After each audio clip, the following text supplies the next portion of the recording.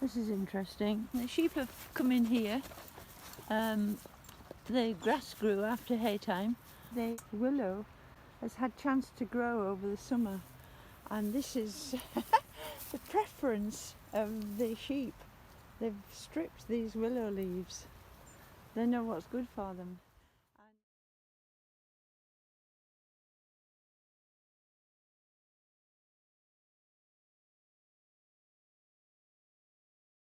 The whole point of this exercise is to recognise which species of willow are preferred by native breeds.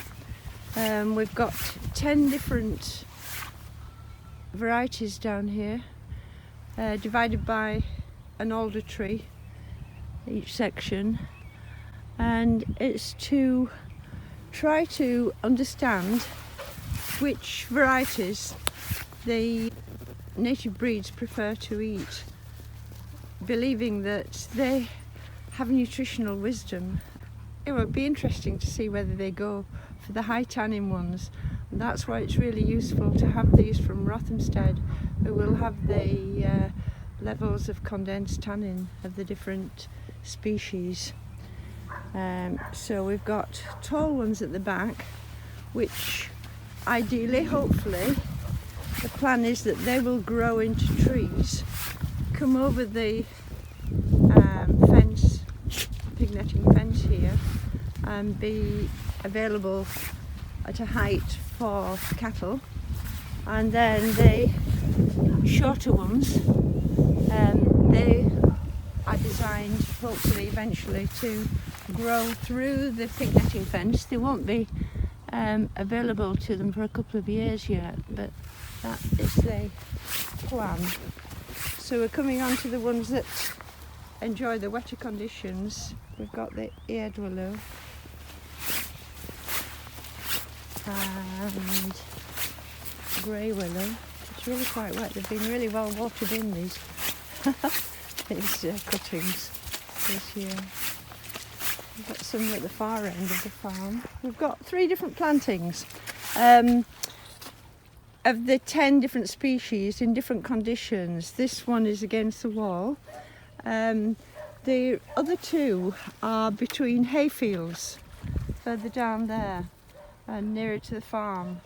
And the idea is that as dividers between hayfields, they will work with our grazing system, our annual system. What happens is the stock come down into these bottom fields for lambing. Once lambing has finished, the willows might be just getting leaf by that time, May time. Yeah, they will be. So the stock then go back up onto the moor beyond those trees. It goes up to 2,000 feet above there. But then they come back down in September time, and they will come into the hayfields. By which time the willows, once they're grown, will be growing through the fence, hopefully. And that is ideal because if they do contain high tannin, and I really do believe in the nutritional wisdom of native breeds to eat the things that are good for them. Ruby, what are you doing in here? They will go for the high tannin ones. Well, it would be interesting to see whether they do or not. And actually, we've got the climate ready. This was one that was selected as to be one that might be useful in the future if the conditions of climate change increase. Certainly, normal hedging does not survive, as borne out by the hedge further down that had not survived, and we've planted it with willow. There are springs emerging where springs have never emerged before.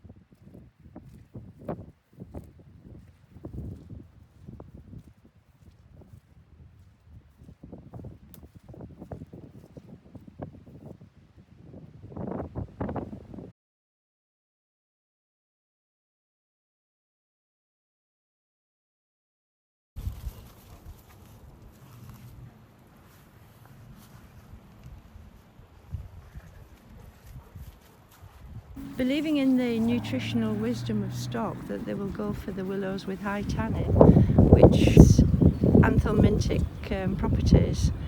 They will then be wormed, hopefully naturally wormed, plant-based anthelmintics as opposed to ivermectin. Then the willow that they do eat, containing cobalt and zinc, will have a better effect, or be more effective